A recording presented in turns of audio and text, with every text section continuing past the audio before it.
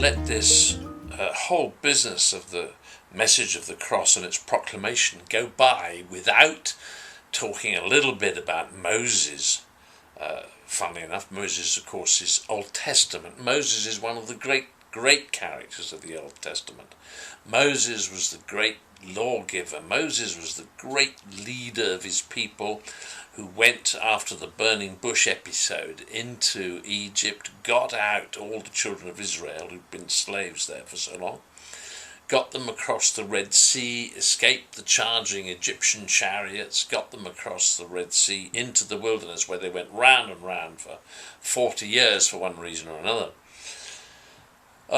But a lot of what Moses did is very, very symbolic of Jesus and the cross. He's very much a sort of precursor of Jesus. And one of the ways that we can really learn from him is in the application of the good news of the cross. But of course, he wouldn't have known about the cross. But what he did have was a huge, great walking stick, a shepherd's crook sort of walking stick, which is in the Bible is called the staff of God.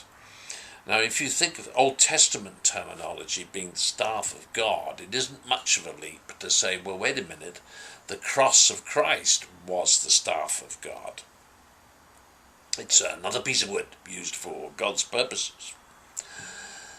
So let's have a look at one of the episodes in Moses' life and in leadership, and you can see how he uses it. He's leading the people through the desert. They're getting very, very thirsty. They're running out of water again. But they're battling on, bless their hearts. They're battling on. And they get caught by an oncoming charge of a vast horde of brigands, of really nasty people called Amalekites. And they are professional thieves, robbers. They attack trading caravans and things just to steal everything. That's how they made their living. And they're about to hit the children of Israel. And don't forget, our children of Israel people have only been a few weeks out of hundreds and hundreds of years of slavery. So they're bound to be undernourished. They're bound to be very unskilled in military matters and how to fight people and so on. So it's a totally unfair situation. There's an incoming horde which is just going to flatten a lot of them. I mean, it's pretty disastrous.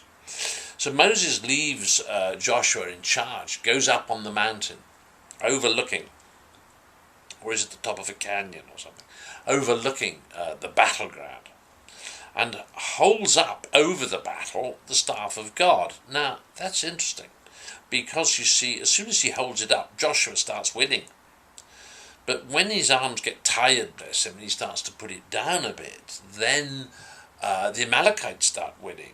So he plucks up courage, he lifts it up again, and we start winning. But after a bit, he gets very tired and drops it down, and the Amalekites start winning. At the end of the day, he's getting pretty tired. His arms are beginning to ache a lot, I guess. So a couple of friends turn up, and they put a big stone under him. He can sit on a boulder.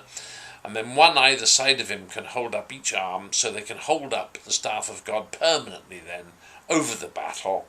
And guess what? We win. We win. Now, there's lots to learn from that passage. I think the first thing is that Moses knew that as soon as he was faced with this insurmountable problem, the first thing he would do is hold the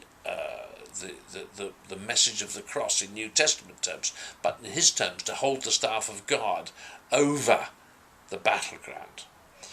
When he did that, we won.